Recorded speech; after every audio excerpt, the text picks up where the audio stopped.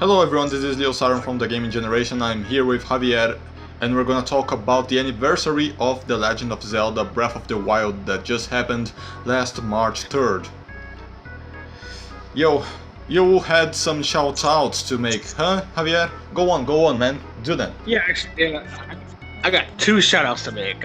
One goes to Square Enix as well as Platinum Games for one amazing year for Nier Automata on the PlayStation 4. And that game is fantastic. The soundtrack is great. It's great. And another shout-out goes to Capcom for basically obliterating sales with freaking Monster Hunter World. I mean, that game, it's too addicting. I've been playing it. I just got done playing it right now. I'm down at Tobi Kodashi. And oh, that game is just fantastic, man. Too fantastic. I mean, if you're new to the Monster Hunter franchise, definitely check it out. But anyway, back to Nintendo's praise for Breath of the Wild. Alright. So 1 year of Breath of the Wild and Nintendo Switch. Have you been playing Zelda on Switch or Wii U, man? I got Zelda on the Wii U because I do not have a Nintendo Switch. I would love to get a Nintendo Switch because I heard so many great things about it. But they do not have button re-assignment, so I can't play games unless I have it left-handed. Oh yes, I understand you. I played Zelda on Switch I played on Wii U for the same reason as you. I couldn't get the Switch yet. Yeah. But it's still just as amazing on the Wii U as it is on the Switch. It's just minor, minor little shades here and there, minor little shadows, but still the same exact game, still the same exact experience, still the same exact story. Precisely. So, I think this Zelda has finally gotten to a point where they got a quality game near Ocarina of Time. Because I heard from one of the directors of Zelda that they were striving to make a game that had nearly a huge impact as Ocarina of Time did. And of course, Twilight Princess was great, Wind Waker was great, Skyward Sword was great as well, but none of them were as huge as the first Nintendo 64 Zelda. But now they did it. Breath of the Wild is a phenomenon, man. It's amazing. It's great what they did with it. I mean, they made it open world, for one. They made it very customizable with armor and stuff like that, for two. The weapons, you gotta be very careful with them because of durability and stuff like that. I mean, that was a good thing. Making your own food to build up like stamina, health, stuff like that. That was pretty neat as well. Yeah. I mean, all of that tossed in the game, it was just perfect. I couldn't say more. It's great. The game is amazing because it's not an open world that you go around and there is nothing to do. Every little corner of that huge Hyrule have some secret or something to be discovered. It's amazing. Yeah, there's like over 200 shrines in that game just to try to get either to get the spears or to build up your health or something like that. There's so many secrets, so many things you can do in that game. Yeah, every you can find the 999 Koroks as well, and if Jesus Christ, yes, and the prize for collecting them all is a huge golden Korok poop. Did you know that? I did not know that. Yeah. Now I do. That's the huge prize you get. But I love the DLC as well. The DLCs worked really well with the game, especially the last one of the Champions Ballad. Did you get that one? That one. I have yet to get that one. I need to get it, bad. But I haven't got a chance to get it because too many freaking games coming out these days, man. I mean, too many freaking games. I mean, I think I'm going to stop buying games for a while and try to save up for a Switch. All right. I think Monster Hunter World. Yeah, I think Monster Hunter World's gonna be my last game to play right now. But let me ask you this. Okay, when Nintendo came out with the Nintendo Direct, I believe, not last year, but the year prior, before Breath of the Wild came out. Okay. What was going through your mind when you saw that trailer? I think you're talking about the trailer that was released January 2017, actually. Yes. That one, dude. I don't think I have had that many chills since Twilight Princess's trailer in 2006. Everything that went on through my life from 2006 and 2017 didn't make me have so many good chills, hype, and excitement for anything as that trailer gave me. It was good excitement. I mean, when I saw it, like my jaw dropped. And I was like, "Oh my god, it's it!" And then as soon as they showed Link and they actually had Princess Zelda talk for one, I literally almost cried. Actually, take that back. I did cry. I don't care what anybody says about me. I loved it. I was so excited. I was so anticipated. I was like, I can't wait to play this fucking game. Yeah, me too, man. I was over the top with excitement. I couldn't bear the feeling that I needed to play it. I just needed to get my hands on that Zelda. I mean, there's just something about the Legend of Zelda series that just grabs you. You know, like not just by like emotions, but by your soul. Yeah, you know, it's like we all grew up with it. You know, I'm 33 right now. I grew up with it.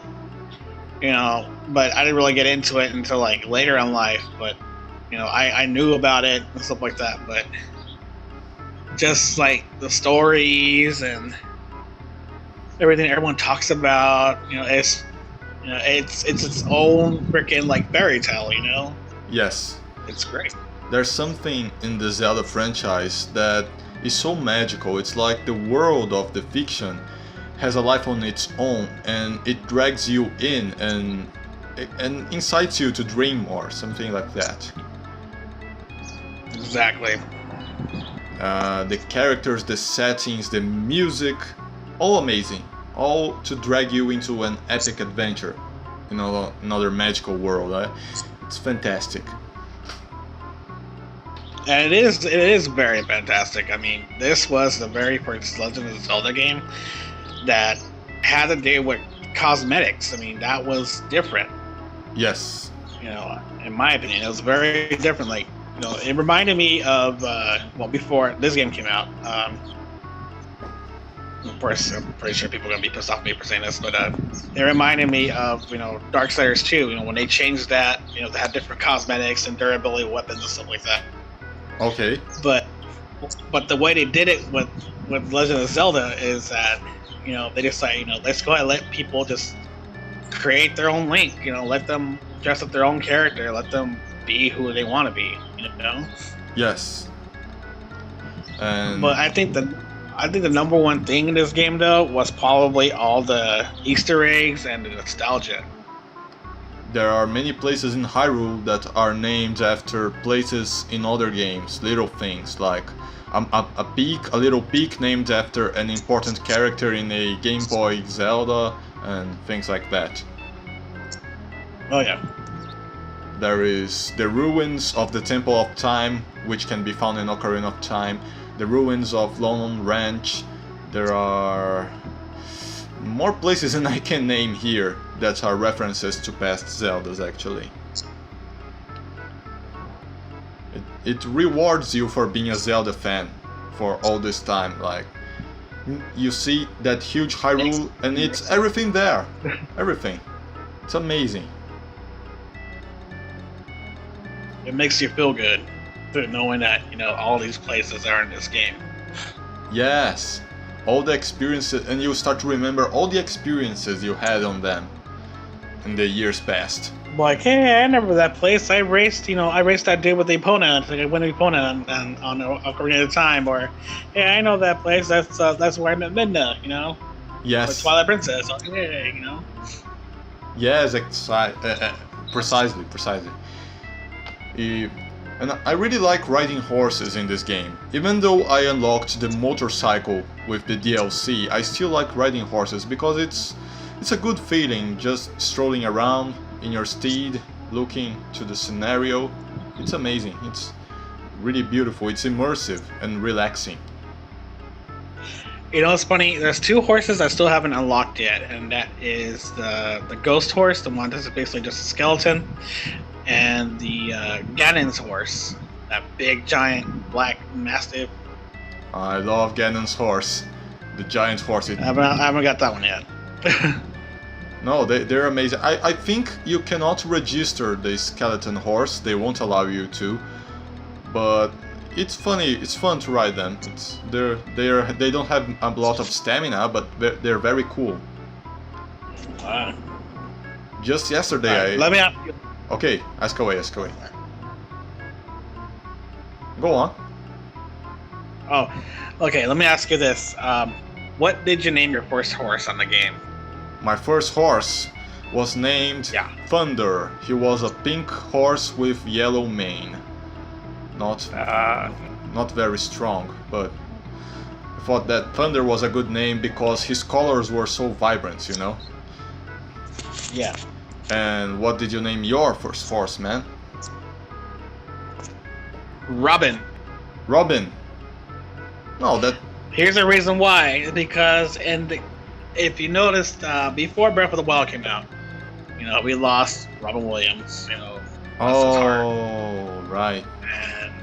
And you know, it wouldn't be right to have a Legend of Zelda game without Robin Williams in it. So that's when they decided to put, I guess, 2 Easter eggs in it.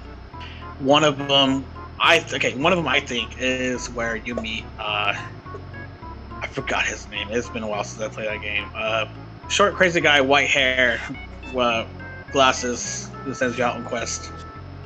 Oh, is he a scientist? Yes. All right, Yakala laboratory professor. Yes. Just the way he acts crazy and stuff like that. You know, I think that's kind of like Robin Williams' personality. And then that traveler you meet, while coming from, I think, like the first horse ranch, heading down towards Death Mountain. He looks exactly like Robin Williams.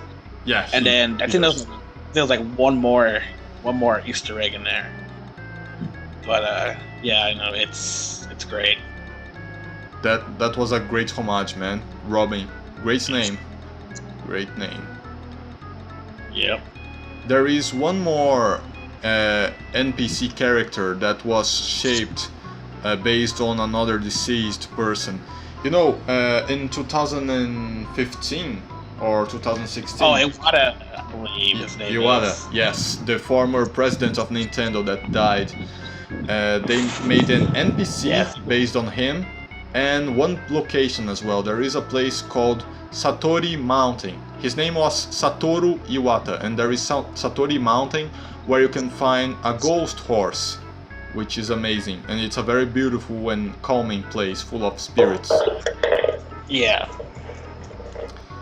And I think those are very good Easter eggs, a very good way to honor 2 people that loved the franchise and that somehow were part of the real world lore of Zelda, you know.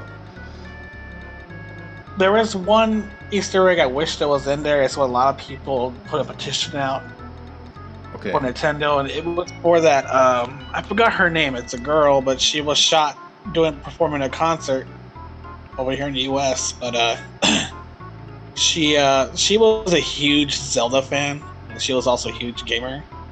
And they wanted her, to be immortalized in the game, but Nintendo didn't really follow up through it. Nah, come on. They should have done it. I mean, I guess she won American Idol. I forgot, but don't really keep up with that kind of music. Yeah, me neither. I hope she gets immortalized maybe in another Zelda in the future. Hopefully. Yes, that would be great. Like, I have to confess that the Iwata and Robin Williams Easter eggs have really given me the feels, man, when I heard of them. I got quite emotional, to be honest. Yeah, I mean, I was ecstatic, when I found Robin Williams. I was sending my wife pictures. I was like, look, it looks exactly like him. Yeah. I was like, there's like these features and everything, and then like when we posted it on the page too, people were like, it doesn't look like him. I'm like, it does look like it. Look at it. I think he does look like Robin. Yeah, despite the pointy ears, that is. The other pointing ears works out. I don't care. Definitely works out. Yeah, it's just pointy ears. Yep. You know, tell me one of your most impacting moments while playing the game. Most impacting? What do you mean? Like you were just adventuring and something happened that really stuck with you. Something really exciting happened and you weren't expecting that. You wasn't expecting. Oh yeah. Okay, so I guess I was walking towards I guess like this cliff, whatever, and there was a shrine on top of this large pillar in the middle. I was like, I wonder how to get up there. So look at the map, and it turns out in the middle of it, it's shaped as a skull. Oh. So I thought that was pretty neat. It was a pillar shaped like a skull. I know it.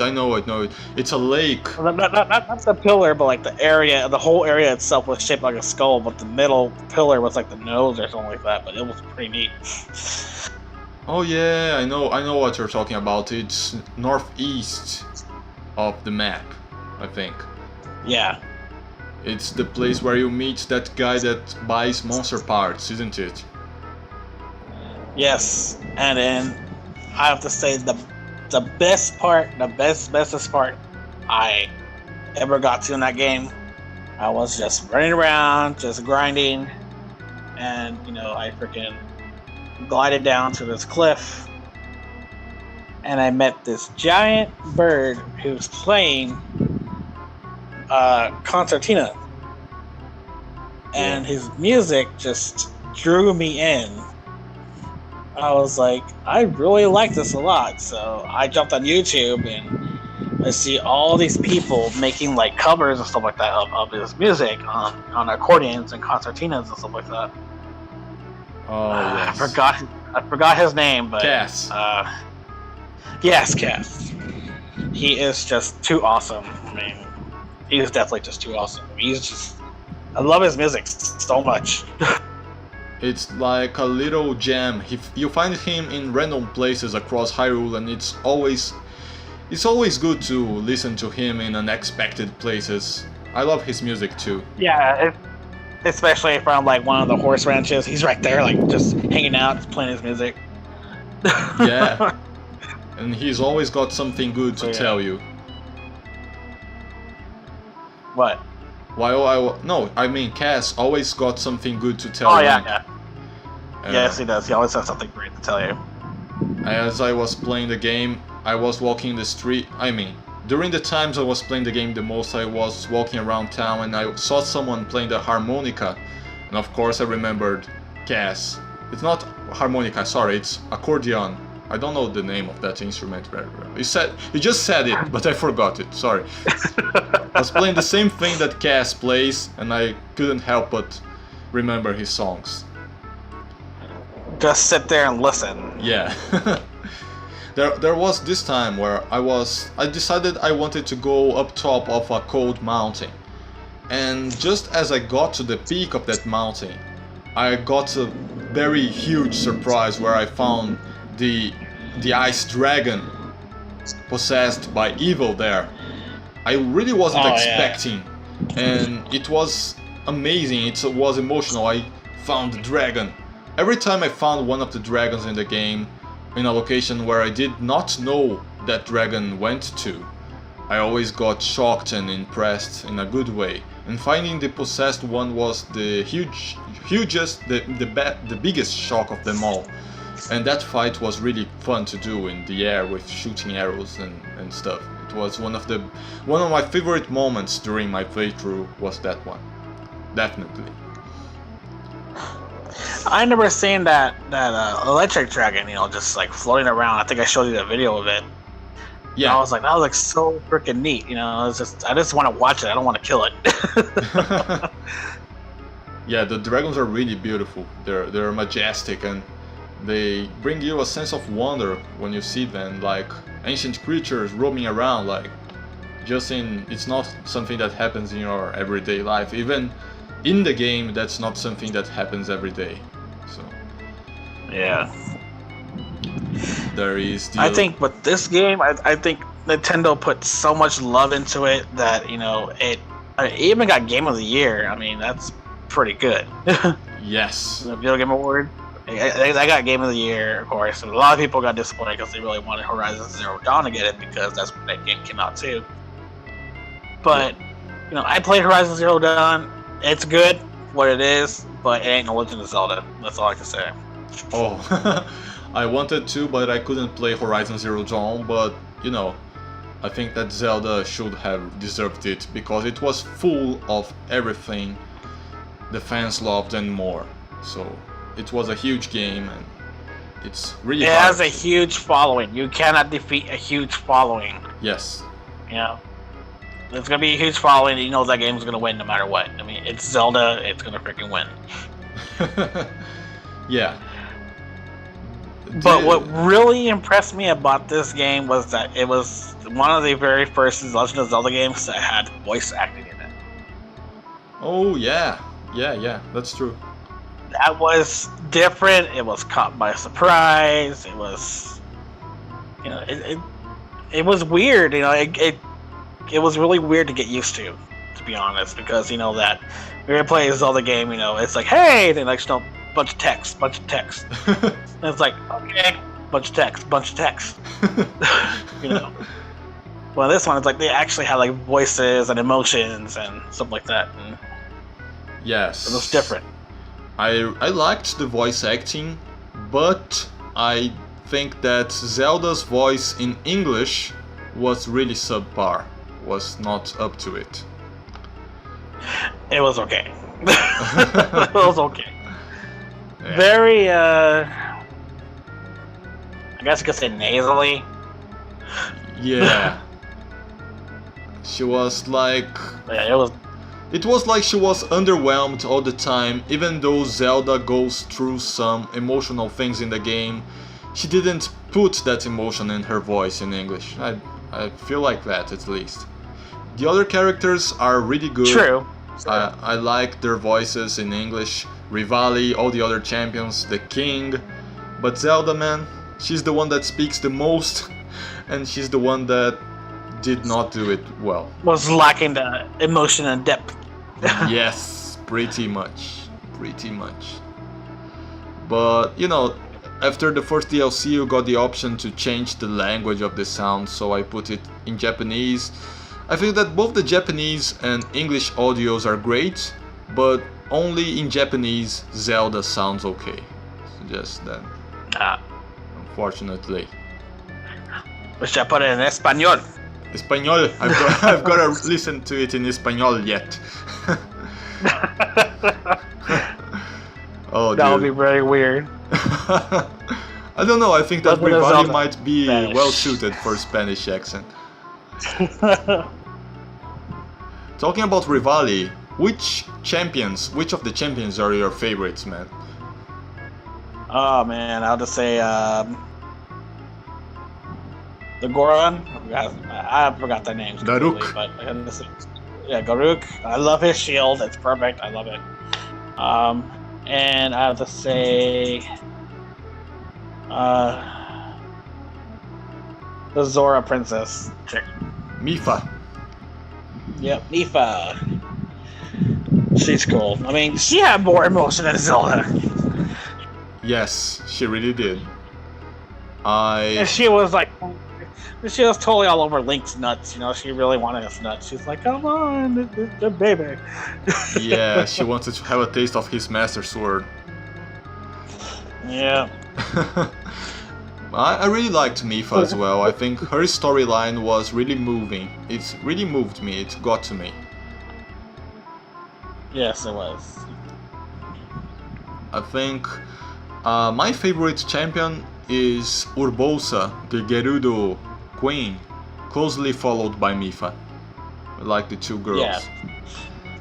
Because I like badass warrior women, you know, and Urbosa is the badassest of the badass. When you get the DLC, you will get to see another scene with Urbosa where she fights two Iga ninjas, and that's the coolest thing ever. I'm just gonna tell you this right now. It's amazing the way she fights.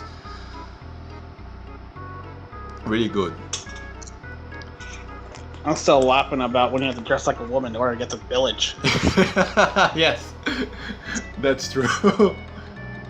And did you know, if you find Cass, the bird musician we just talked about earlier, you can find him near Gerudo town, and he will tell you something like, you know, it was nice getting to visit that town, even though I had to, you know, get out of my comfort zone a little bit.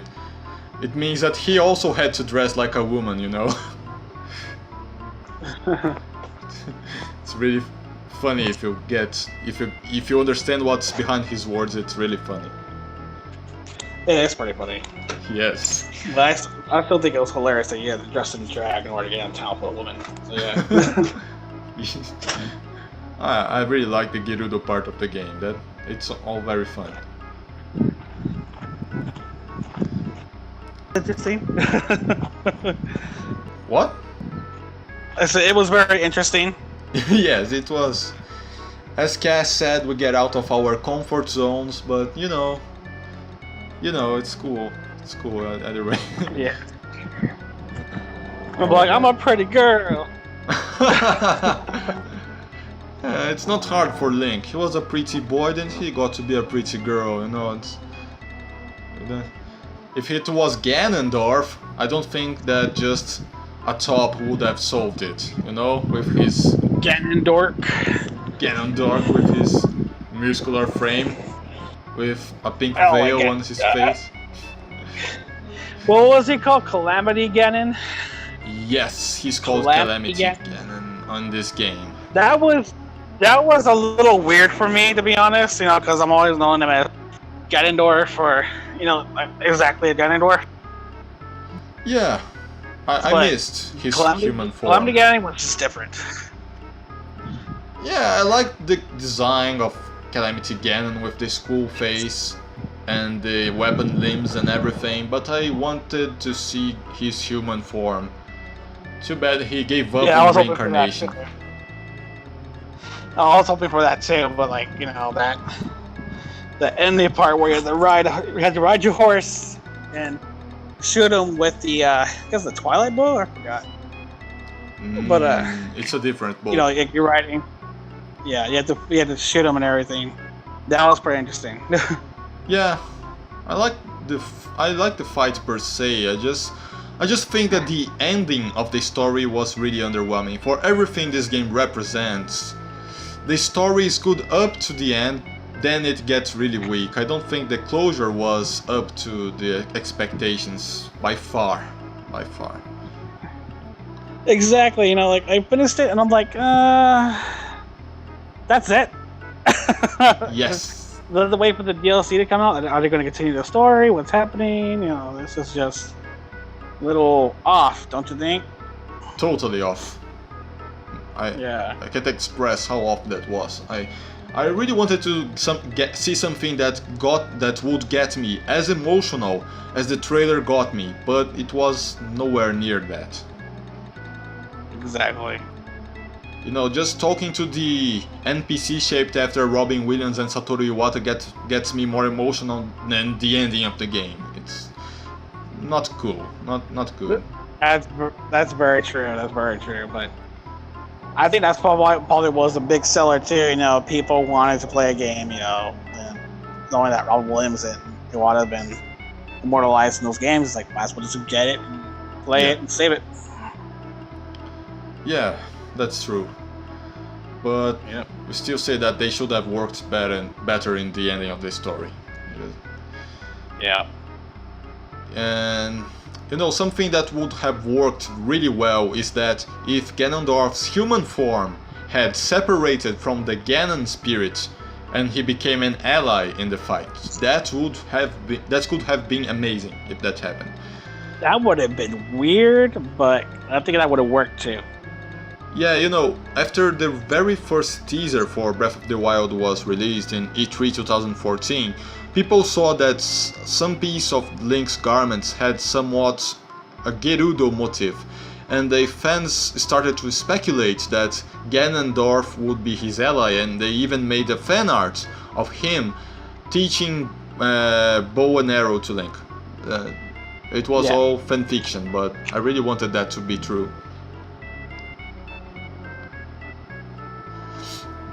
That would have been cool. Yeah, as you said, it was going to be weird having Ganondorf as an ally, but I wanted that. I like the character. Oh, definitely. And well, what? I don't know what else to talk about. So I think we basically just covered up all the bases, All the bases. It's been a year of this amazing game, and I've got many experiences in Hyrule, many surprises. I think it's a game that I'll be able to dive into my whole life and never get tired of it. A game that I would like my daughter to play when she gets older and experience the same experience that I got. Yes, totally. Something.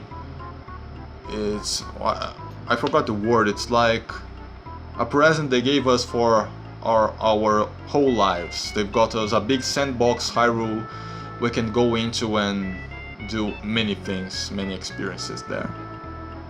Oh yeah. So, before we go, I have one question for you. Okay. Who was your favorite enemy to fight? Mine was the big fat Cyclops guys. Oh, the Hinoxes. Enox, yes. They're cool. Those guys were so much fun to fight, and it just sneaking up on them and grabbing the weapons off the freaking necklace was just rewarding as well. Yeah, they always have amazing weapons there to give you. I like the school versions of them. Do you know that? Those Stalnox, they're called. Yeah. They're amazing. Yeah. There is a Stalnox hidden in Hyrule Castle's prison. If you go there, you'll find him. I think that's where you get the Hylian shield, by the way. Ah, okay. I didn't get that. Yeah. But my favorite enemy to fight are the Lionels. The Lionels? I can't stand the Lionels, especially the ones in the snow area. Or the zebra, or I guess the zebra Lionels, as I call them, the ones all striped. Yeah. Yeah. They're really hard. They have a lot of health. It's really hard to deplete them. Yeah. But they're so stylish. The first time I saw Lionel, I was not sure if he was an enemy because he was so elegant. And I looked, oh, he looks kinda nice. Then he drew his bow and just stood looking at me. And I was like, let's not make any suspicious movements. Then he started shooting at me. Then I was like, okay, he's a bad guy. I've gotta fight him. The first Lionels I ran into, he drew his freaking sword and whacked me with it, and that's it. One hit dead. To be honest, okay, I'll be honest with you. I didn't fight the first Lionel I saw. I fled, and I hid behind a rock, and he shot an arrow that made a curve and hit me behind the rock and killed me. Oh, you got shocked by the shock arrows? It was the ice arrow in the case, but most of them use shock arrows. Yeah. It was. Yeah, I got the shock arrow at first. So I guess you were shocked back then, huh? I was shocked and awed, yes. Yeah. But that's it. I think this game is amazing, and I think I'll still be playing it for a long time now. A 10 out of 10, a magical experience. Definitely freaking amazing. And, I'm pretty sure everybody on our page has basically played a Zelda game once or twice, but this one is definitely a must. Yes, totally a must for anyone. Recommended. Yep. TGG recommends Breath of the Wild for your friends. Yeah. Yeah. He just pulled a rap.